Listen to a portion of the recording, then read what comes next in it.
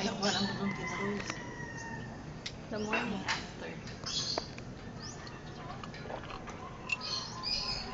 Haba na nga yan eh. Pero hanggang bewang pa din. Halos kalahati na yung binaba. Malaki na binaba niya. Sila ano? Janet? Kapatid niya. Hindi pa sila makakakilot dyan. May tubig pa sa loob eh.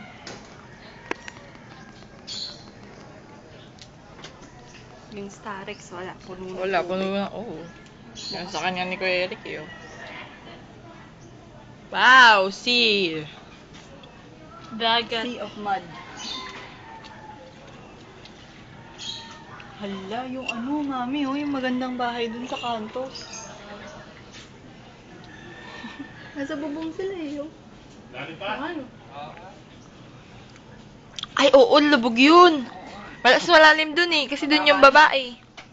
Nasa bubong sila eh, oh. Uy, flag si Lemon Nina.